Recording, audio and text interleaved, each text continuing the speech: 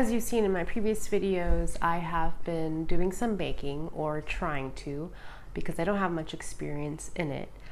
But as you know, it's spooky season, it's Halloween time, it's one of my favorite times of the year, so I thought in this video I'd do something a little bit different and make a spookier cake.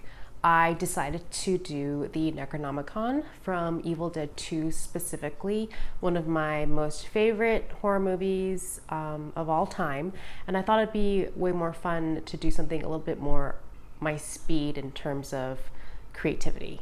Disclaimer, I have not worked with fondant, I have never made a layer cake, so we are doing both of those things in this video for the first time. Please be nice, please be forgiving. Hopefully I will do better the next time around. I decided to use this triple chocolate fudge cake mix. I originally wanted red velvet, but they actually didn't have any in store, which was okay. I thought red would look better, but I was just gonna run with this.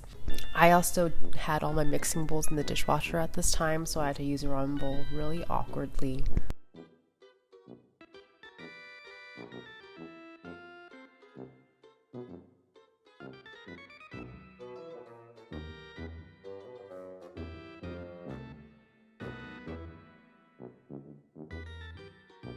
The cake came out okay. You can see that hole because I tested it with a chopstick. It separated from the walls a lot, and this is when I realized I had used 4 eggs instead of 3, which was really sad, but it still tasted okay. Now I'm making the cream cheese frosting. I didn't really follow too much of a recipe, which probably is a cardinal sin, but I don't like my sweets too sweet. Like, I don't want the frosting to be too sugary, especially when the cake mix is chocolate and has little bits of chocolate in it already. So I kind of just tasted it as I went. I have these Luxardo Cherries I wanted to use. These are my favorite maraschinos. They're not like the typical ones you find in Shirley Temples. Usually you find them in like Old Fashions and Manhattans and whatnot. But they're so good compared to the fluorescent kind, and I thought since they're so bloody red, they would go well with the frosting I just made to stuff into the cake itself. So you can see how like dark they are. And my knives are in the dishwasher, so I'm just gonna cut these in half with my spoon. Then I'm going to add these in.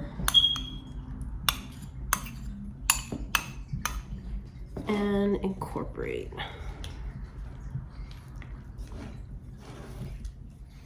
I'm actually going to add in some food coloring because like I like how the cherries look, but it's kind of a mucky brown. It's not very pretty.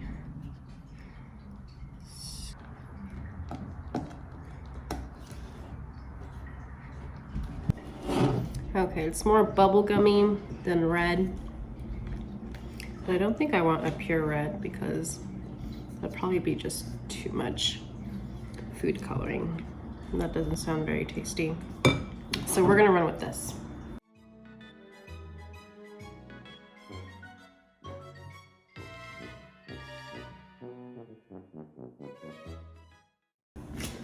But now I am going to attempt to make this a layer cake. And I think the first course of action after peeling it is just to kind of trim the outside so that the slope can be a little bit more eliminated.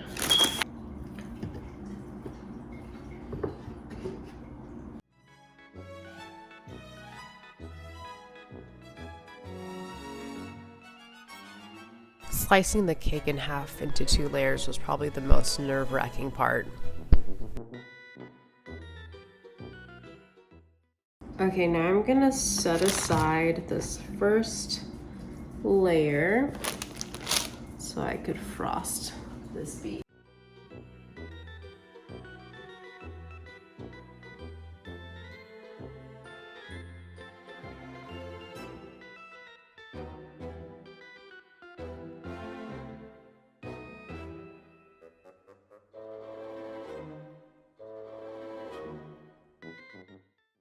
Okay, so the cake is made and now I actually have to do the fun part.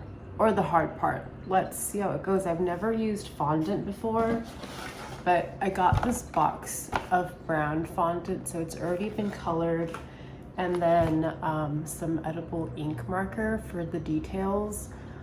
This is my first time working with these materials, and hopefully it goes well, but let's see how it goes. Taking it out of its package, it looks like a giant Tootsie Roll.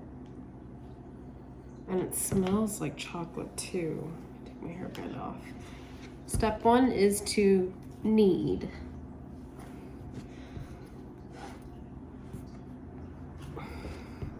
It literally feels like you're kneading a giant Tootsie Roll. Okay, I think I'm done kneading. The color definitely got lighter, and it's also dull. It's not as shiny as before, which I do like. And now the next step is to roll it out.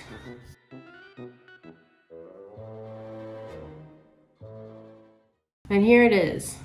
It's like way too big for my cutting board. But I didn't realize how freaking hard that was. But the more I kneaded it, the easier it got. So let me take out that cake so I could put this guy over it.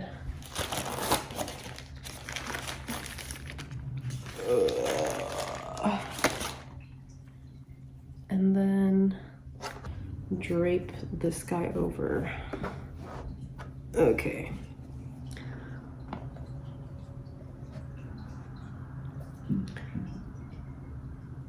Oh, it's sticky.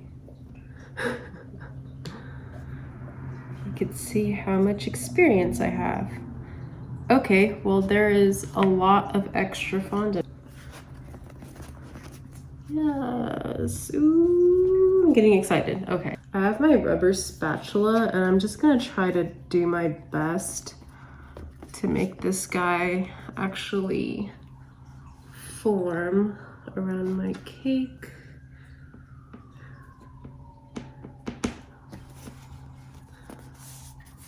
Yes.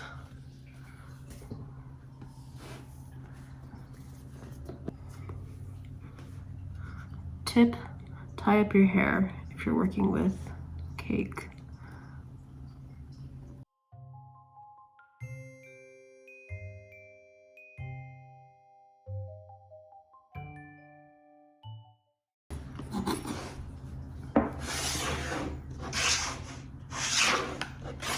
Done.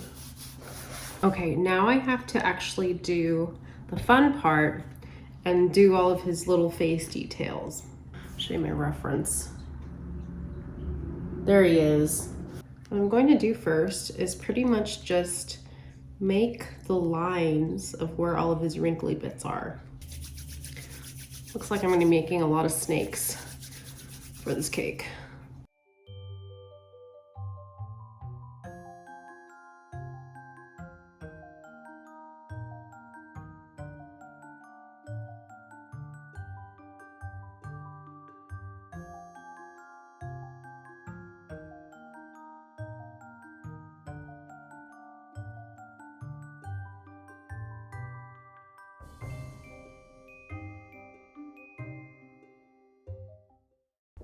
Wanted to show you my progress so far. This was from day one. It's taking a little longer than I thought, but that's okay. Just want to make sure that it looks cool when it's done. But today is day 2, so here we go. I really wanted to flesh out the details, so to speak. It had looked kind of bare because the book actually has a lot of texture on it. I realized I could achieve this by stretching the fondant out till it got kind of like teared a little bit and then laying that on top of the veins.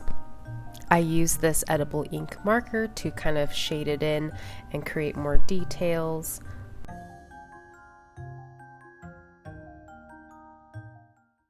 And here he is, my Necronomicon Ex Mortis from Evil Dead 2.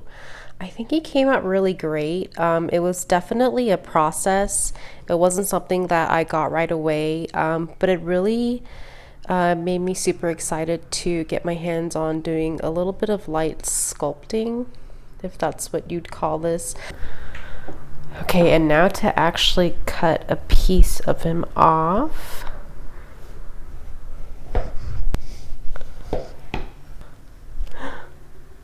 Yeah, okay. Came out pretty good. Kind of surprised. Yay. And now to actually try him. With a cherry in the middle.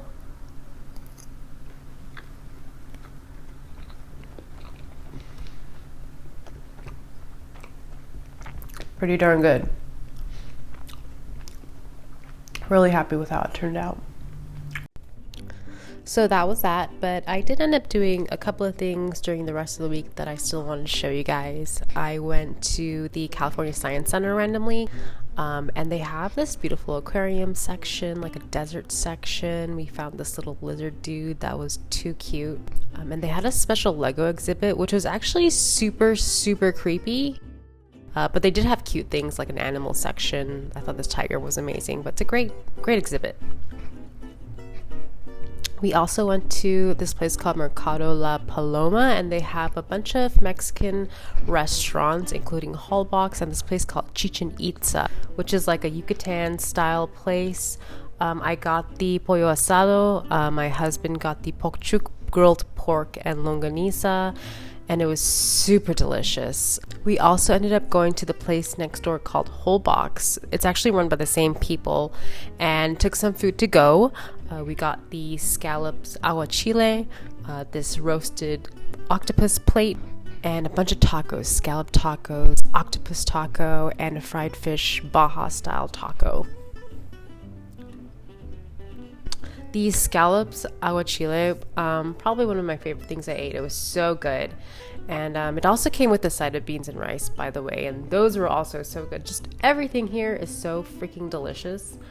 This place reminded me a lot of Contramar, which is a seafood restaurant in Mexico City that I had been to, which is where I had the best Mexican food experience of my life, and I dream about going back. But this place was pretty on par, especially considering that we got it to go, and I ate it out of a bunch of containers at home after it had been sitting around for a while. It was delicious.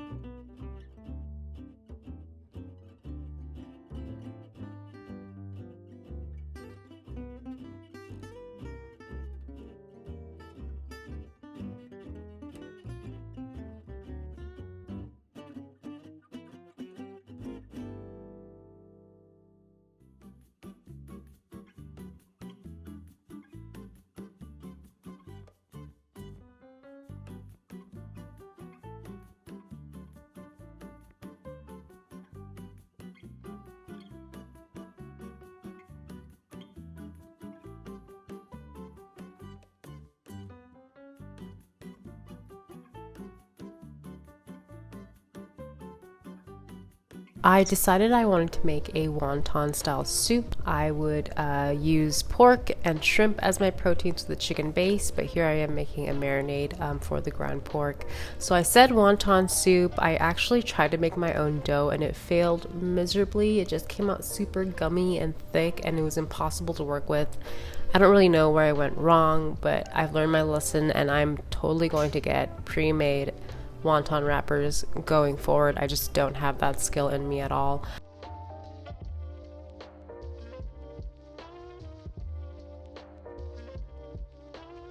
I started off with a chicken broth, added ginger, garlic, spring onion. I didn't have any shiitake mushroom on me, but if I did, I would have totally added that too. So for the pork, instead of wrapping it in wonton wrappers, I just got like a little cookie scoop and made little meatballs. I don't know where the footage went, but I also added some bok choy, and here I am adding mirin and frozen shrimp. It cooks so fast, so I decided to add it in the end, and I decided to put in some ramen noodles as my carb. I wasn't even that hungover or even very hungry, but it's a perfect soup if you are either of those, especially during the cold weather season. But yeah, that was pretty much my week. Thank you guys so much for watching. Hopefully I have more content for you in the next video. Please don't forget to like and subscribe. Bye.